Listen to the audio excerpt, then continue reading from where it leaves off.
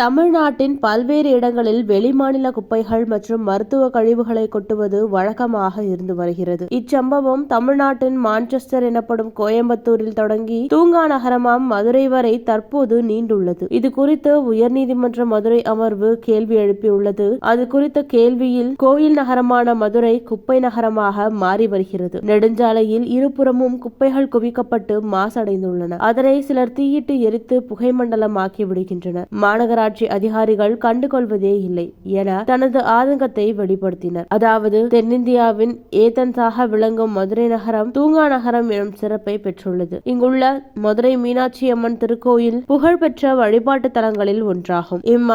மதுரை மாநகரில் பண்டைய காலங்களில் நாளங்காடி மற்றும் அல்லங்காடி முறையில், அதாவது இரவு பகலாக வியாபாரம் நடைபெற்றதாக பத்துப்பாட்டு நூலில் ஒன்றான மதுரை காஞ்சி விவரிக்கிறது. அதாவது தென்னிந்தியாவின் ஏதென்ஸாக விளங்கும் மதுரை மாநகரம் தூங்கா நகரம் என்னும் சிறப்பை பெற்றுள்ளது. அப்படிப்பட்ட நகரம் இன்று குப்பை நகரமாக மாறுவது மிகுந்த வருத்தத்தை ஏற்படுத்துகிறது. நோயற்ற வாழ்வே குறைவற்ற செல்வம் என்னும் பழமொழியே நாம் அனைவரும் வாழ்க்கையில் கேட்டிருப்போம். அந்த நோயற்ற வாழ்க்கைக்கு அடிப்படையாக அமைவது சுகாதாரம். இப்படிப்பட்ட சூழ்நிலையில் சமீபமாக தமிழகத்தில் சுகாதார சீர்கேடு நிகழ்ந்து வருவதால் மனிதர்களுக்கு சுவாச கோளாறு முதல் இதயம் நோய் வரை பல்வேறு உடல் உபாதைகள் ஏற்பட்டு வருகிறது. இச்சம்பவத்தினால் மனிதர்கள் மட்டுமல்லாமல் விலங்குகளும் பாதிக்கப்பட்டு வருகின்றன. இவை அனைத்தையும் தமிழ்நாடு அரசின் சுகாதாரத்துறை வேடிக்கை பார்க்கிறதா எனவும் மக்களிடையே சந்தேகம் எழுந்துள்ளது.